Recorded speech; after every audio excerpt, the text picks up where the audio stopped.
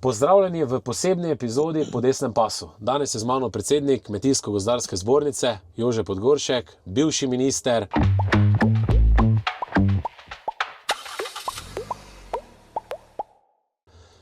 Stanje v kmetijstvu je resno. Ja, drži. Lep pozdrav vsem. Stanje v kmetijstvu je res resno. Zavedamo se težkega položaja na kmetijah. Nenazadnje tudi v tem trenutku smo prevečkrat deležni predvsem ideoloških rešitev, ne strokovnih, tudi na nivoju naše kmetijske politike. No in ker je stanje res resno v slovenskem kmetijstvu, ko nam nenazadnje mladi odhajajo iz kmetij, ko praktično imamo vse več perečih odprtih vprašanj in dilem, s katerimi se v tej naši državi nihče ne ukvarja. Tudi zato menimo, da je prav, da kmete na to opozorimo tudi na shodu, ki bo 6. februarja ob 12. pred parlamentom. Aha, to pomemben podatek, ne? Da so vsi 6. februar ob 12. pred državnim zborom. Pred državnim zborom, tako je. To bo miren protest, zaenkrat brez traktorjev, brez zapore, brez kakršnih koli zapor, ker želimo na miren način predstaviti težave, predvsem pa opozoriti tudi vladajoče, da na nek način ne pristanemo več na ignoranco. Ta protest je namenjen izključno temu, da poskušamo resnično dobiti nekatere odgovore, ki jih treba rešiti ta trenutek sedaj. Torej, to nima nobene veze s prihajajočimi volitvami, ker vendarle nekateri očitajo tudi, da je to volilni shod ali ne vem kaj še vse, daleč od tega. Ravno tako zbornica ni organizator tega protesta. Mi smo se vedno, tako kot do sedaj, samo priključili po tem inicijativi. Organizator je kmečka iniciativa, torej ni zbornica in je prav tako, kajti zbornica ni ustanovljena za to. Seveda zaradi resnosti smo se pridružili temu protestu. Na tem protestu bomo tudi aktivno komunicirali z našimi potrošniki, jih tudi ozaveščali, kje je težava, kajti zavedamo se, da na koncu smo na istem vlaku, pa naj bo to vprašanje Mercosurja, pa naj bo to vprašanje obstoja slovenskih kmetij, pa naj bo to vprašanje, če hočemo, novega večletnega finančnega okvirja, torej skupne kmetijske politike v novem programskem obdobju. Nenazadnje, kmetijstvo je tisto, ki zagotavlja hrano za vse Slovence in Slovenke, torej kmetijstvo potrebujemo in zato tukaj resnično pričakujemo jasno podporo tudi strani potrošnikov, kajti boj proti Mercosurju je boj tudi za slovenskega potrošnika, da bo vendar lahko jedel kvalitetno, zdravo hrano in tako naprej. Torej, zavedamo se, da bo ta vlada zagotovo delala še nekaj časa tudi po volitvah, vedno je tako bilo, dokler se ne sestavi nova vlada in zato je potrebno še v času te vlade poiskati rešitve. Na cepljenje za modrikast jezik. Seveda zbornica je z vsemi svojimi strokovnimi odbori še vedno zagovarja obvezno cepljenje, vendar zbornica vedno zagovarja obvezno brezplačno cepljenje. Torej, ministrstvo nas je slišalo samo v prvem delu stavka, obvezno plačljivo za kmete. Torej, ena od strokovnih zahtev je torej tudi ureditev tega cepljenja pri živali proti modrikavosti jezika. Ne. Torej, zato pričakujemo in tukaj, kakorkoli gledano, do konca aprila bo potrebno pocepiti vse živali v Sloveniji. To bo še za časa te vlade, kakorkoli že pogledamo. Ne. In zato pričakujemo odgovore zdaj, ta trenutek in nenazadnje tudi s temi protesti na nek način pritiskamo na aktualno politiko, ne, vendarle pomaga slovenskemu kmetijstvu. Ja, zdaj rekli ste, kakva pa je sploh komunikacija med ministrstvom, zbornico, med kmeti, ne? Zdaj, kjer se zdaj nahajam na Agritehu, ogromno kmetov pravi, komunikacija praktično ni, ne? Ministrstvo je gluho. Ja, drži. Zdaj, če tudi včasih rečemo, da sej imamo tudi mi še vedno neke sestanke, tudi v bližnji prihodnosti imamo tako imenovan redni mesečni sestanek, potem sestanek tudi glede stavkovnih aktivnosti, ravno na dan protesta, torej v petek ob 14. uri, ob 2. popoldne, torej ekipa bo šla tja neposredno s protestov. Ne. Torej neki sestanki so. Ne. In tudi v preteklosti ne moramo reči, da smo bili čisto brez sestankov. Ne. Ampak eno je, da imaš sestanek, da se pogovarjaš, drugo pa je, da si dejansko slišan pri tem, kar poskušaš dopovedati o težavah in tako naprej tudi vladajoči garnituri. Pa recimo zakon o zaščiti živali. Ok, ta zakon je šel mimo nas, vseh nas, skoraj da temu rečemo na način, ki absolutno ne primeren za demokratično družbo. Torej, brez da bi kdorkoli odgovoril na pripombe, je šel čez vlado, državni zbor. Brez stroke, v bistvu. Brez stroke, brez kmetov, brez kogarkoli razen ideologija, ne, je peljala ta zakon. Potem ostali paket zakonodaje. Smo pregledali vse zakone, vseh 6, od prvega do zadnjega člena, na strokovnem nivoju. Tukaj vedno poudarjam in se tudi tokrat zahvaljujem ne na zadnje ekipi kmetijskega ministrstva, ki je tvorno sodelovala, vendar z nami niso bili odločevalci.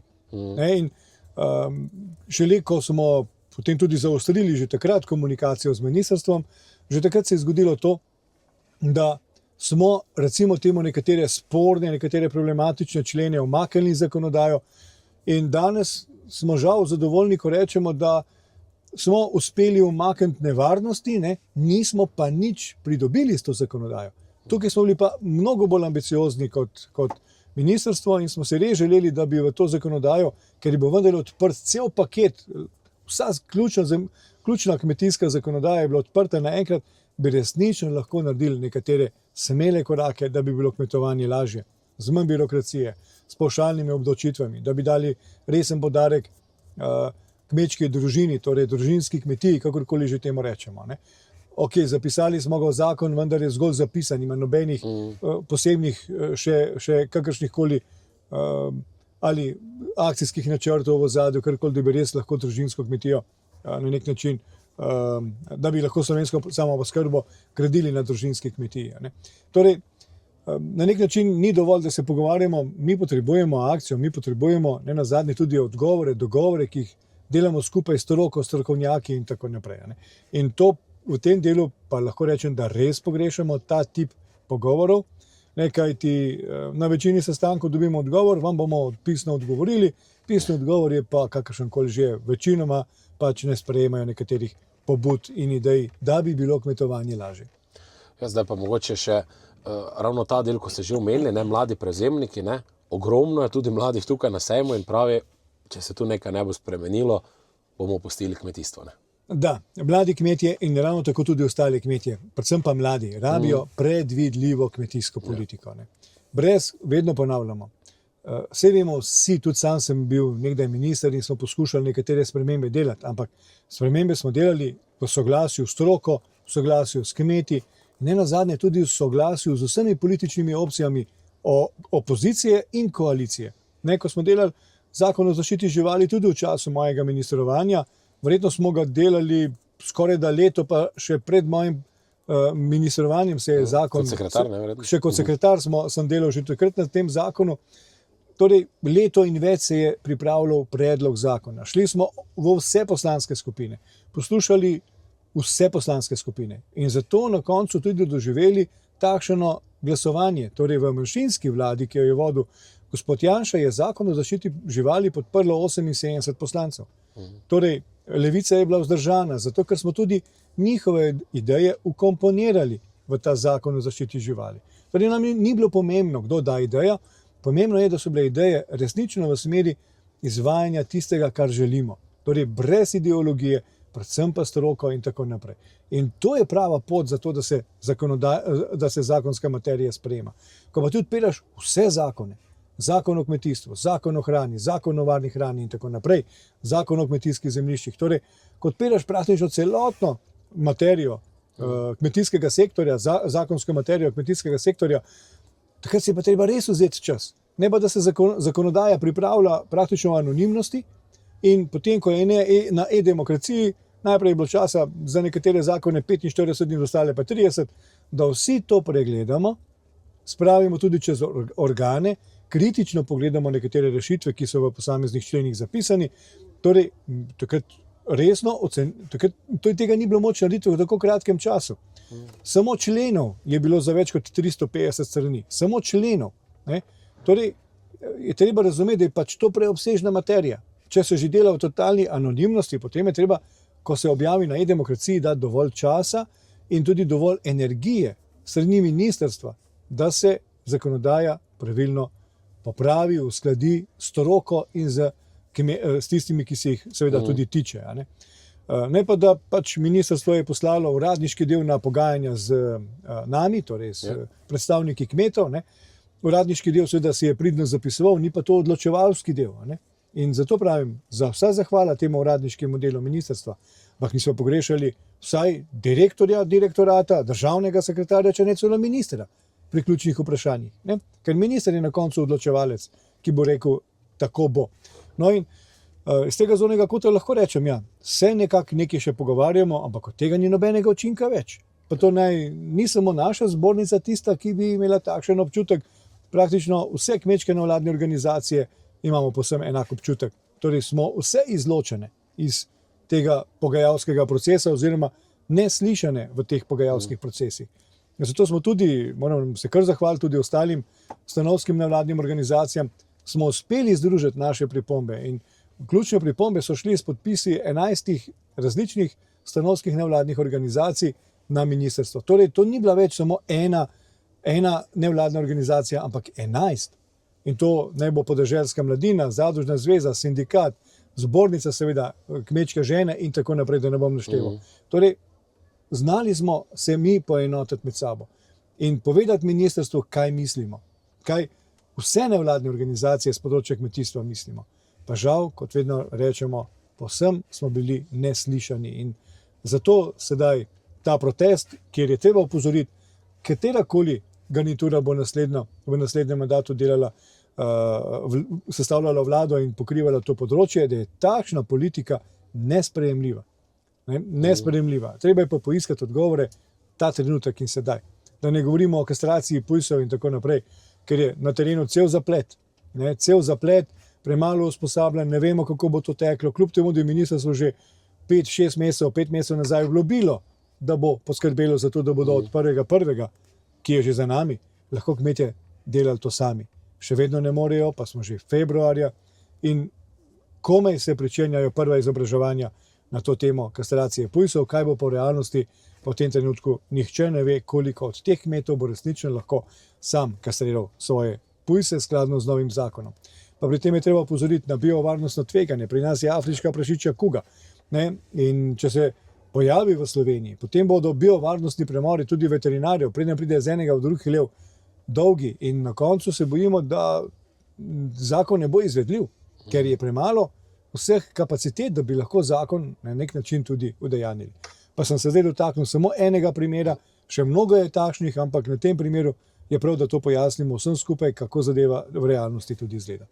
Ja, zdaj pa še za konec, mogoče tisto, bom rekel, najbolj kompleksno, pa hkrati mora biti odgovor najbolj poenostavljen za potrošnika. Se mi zdi, da kmetje se borijo, ne sledi jim pa nekak javnost, ker ko da se javnost ne zaveda, da brez kmeta ni hrane, ni zdrave hrane predvsem, ogromno imamo nekega uvoza, kjer ni predvsem tudi pri meso, ni tiste zdrave hrane in če bo ministrstvo še stopnjevalo, se jaz bojim, da bomo jedli zelo, bom rekel, slabo kvalitetno hrano, kar pa zame, kot za potrošnika, predstavlja največjo grožnjo, ker vseeno kmetijstvo je strateška panoga in to marsikdo pozablja. Ja, drži. Jaz lahko zatrdim, da v Republiki Sloveniji resnično pridelujemo zdravo in kvalitetno hrano. Torej celotni kmetijsko-prehranski sistem, torej kmetijsko in živilsko-predelovalni sektor sledita, mislim, da izjemno visokim standardom in trajnosti in dobrobiti živali, higiene in tako naprej. Tudi znotraj Evrope, to nekateri pozabljajo. Tudi znotraj Evrope, tako je. Mi še vedno delamo mlečne izdelke iz mleka, mi še vedno delamo mesne izdelke iz mesa. Se sliši malo noro, ampak ni več vedno tako. Torej smo dovolj tradicionalni, zato da lahko za potrošnike zagotavljamo najboljše prehranske izdelke, najboljše kvalitete. In ravno zaradi tega tudi nam ni razumljivo, kako lahko Republika Slovenija v tem trenutku, kmetijsko ministrstvo v tem trenutku, zagovarja Mercosur. Torej sporazum z državami Južne Amerike, kjer težko rečemo, da delajo s slabšimi standardi. Jaz trdim, da delajo brez standardov. Torej uporaba sredstev za varstvo rastlin, antibiotikov, hormonov, ki so v Evropi, v Sloveniji že desetletja prepovedana. Je tam to še vedno dovoljeno. In ta hrana prihaja, ki bo pridelana pod takšnimi pogoji, prihaja tudi v Slovenijo. Torej, mi na nek način dvigujemo standarde dobrobiti živali, dvigujemo standarde, okoljske standarde, verjetno mnogo bolj, kot je to potrebno zaradi Evropske unije, torej smo še malo bolj strogi, a hkrati podpiramo sporazum z državami Južne Amerike, kjer standardov ni. Te dvoličnosti pa mi na nek način enostavno ne moramo razumeti. In da kmetijsko ministrstvo brani Mercosur, razumemo, da ga gospodarski resor brani, ker ga na nek način potrebuje. In zato tudi naj poudarim še to. Kmetijske nevladne organizacije nismo a priori proti Mercosurju. Mi samo zahtevamo, da v Mercosurju najdemo tiste zaščitne ukrepe, da bo evropsko in slovensko kmetijstvo varno tudi po podpisu tega sporazuma. Nič drugega. Ker vemo, da ga gospodarstvo potrebuje, ker Mercosur ima zelo široko sliko. Tudi slovensko gospodarstvo ga potrebuje, ker bo dvignilo, bo prispevalo v gospodarski rasti, tudi k kupni moči ne nazadnje. Ne? Torej, vemo, razumemo širino tega sporazuma, ampak ne razumemo pa, da se resnično ne zavzamemo za zaščito slovenskega kmeta. Slovenski kmet je mnogo bolj ranljiv v primerjavi s tujimi. Imamo sistemsko majhne kmetije, imamo večina naših kmetijskih zemljišč je na območjih z omejenimi dejavniki. Gorske hribovske kmetije obdelujejo več kot 50% vseh kmetijskih zemljišč v Republiki Sloveniji. Torej, ta sektor je tako občutljiv, da že najmanjši nihaj v Evropi pluske k nam kot tsunami in nam naredi lahko veliko, veliko škode.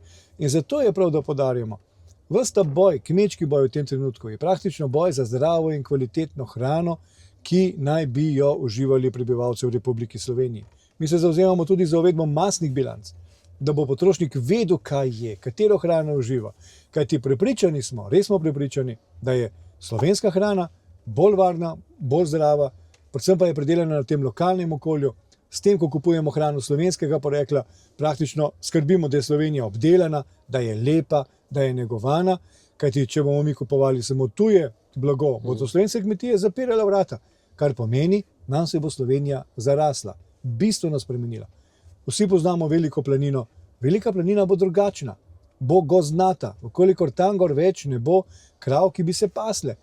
Krave so pa samo zato, ker jih imajo kmetje. Torej, če bomo uničili ves ta krog in kmeta in okolja in ne nazadnje potrošnika, potem bo sicer potrošnik dobil hrano, da, ampak vprašanje je kvalitete. In drugo vprašanje pa vedno, nekateri smo, tudi sam sem bil minister v času covida in začetka vojne v Ukrajini, takrat smo vsi videli, da prost pretok blaga tudi v Evropski uniji je bila v kriznih časih zgolj črka na papirju. Vse države Evropske unije so najprej poskrbele za svoje prebivalce. Slovenija ni mogla kupovati pšenice, pogodbenih količin pšenice, ki so imeli slovenski kupci, mlinarji z madžarskimi kmeti zadrugami, niso mogli kupovati pšenice in ni prihajala. Dokler nismo takrat na ministrstvu potem zaradi dobrih odnosov s madžarskim kolegom ministrom posredovali in odprli poti nazaj. Torej, nič ni samo po sebi umevno. Ta blaginja je blaginja v miru. Ko se zadeve zakomplicirajo, pa ne bo covid, pa ne bo vojna, takrat bomo ostali sami. Sami svojo verigo. Ni drugega. Jože, hvala. Jaz mislim, da smo kar nekaj vprašanj odgovorila, da bo tudi lažje vsem na volitvah razumeti celotno situacijo. Zdaj bi jaz končal stavkom, da predvsem kupuj slovensko in voli slovensko. Ja, Jože, drži. hvala lepa. Vse dobro.